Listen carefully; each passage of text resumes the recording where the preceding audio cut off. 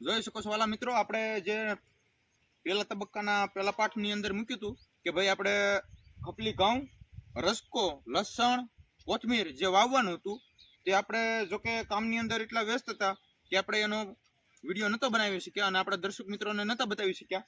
તો હવે જોકે ઘઉં છે સારા એવા થઈ ગયા છે અને ઓર્ગેનિક પદ્ધતિથી આપણે તૈયાર કરવાના છે. અને આપણે જે બીજ બેંક બનાવી છે એમાં પણ આ ખપલી ઘઉંનું બિયારણ સામેલ કરવાનું છે, જેથી કરીને આપણા જે ખેડૂતો છે એ જ્યાં સુધી આપણે કોન્ટેક્ટ થાય ત્યાં સુધી બિયારણ જઈ શકે. ત્યારબાદ છે આ રસકો છે. રસકાની અંદર આપણે મિક્સ પાક તરીકે મેથી અને રસકો વાવેલો છે, જેથી રસકો સારો એવો અને ગુણવત્તાવાળો બને. અને આવો હવે આગળ મેથી અને લસણ છે એ બતા. તો આ બાજુ આપણે એક કેરો લસણનો વાવ્યો છે અને બકાલાનો છે, અને આ બાજુ આપણે એક મેથીનો કેરો વાવ્યો છે જે બિયારણ માટે આપણે તૈયાર કરવાનો છે. એ દેશી પ્રકારનો એક મેથો છે, જો બહુ મોટું પાંદાય નહીં અને નાનું પાંદાય નહીં, એ વચગાળાનું થતું હોય છે, અને એને પણ આપણે બીજ બેંકની અંદર સામેલ કરવાનો છે.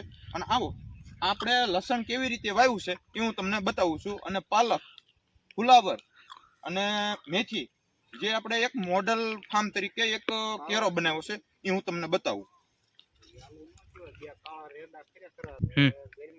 આ બાજુ આ પેલો તબક્કામાં મેથી છે, ત્યારબાદ આ કોબી ફુલાવર મિક્સ છે, અને આ જે પટ્ટો જોવો છો છે ધાર સુધી એમાં પાલક વાવેલી છે.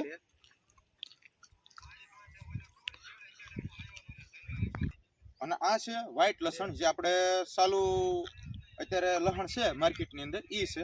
અને ત્યારબાદ આ બાજુ આવો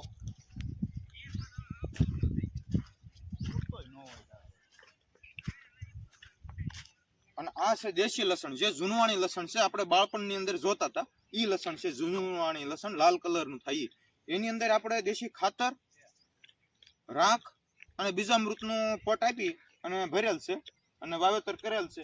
અને આપણે માત્ર ને માત્ર 5 પાણ પાયા છે એ તે તાણે. તો એ જે નીંદવાનું કામ ને વગેરે કામ બાકી છે.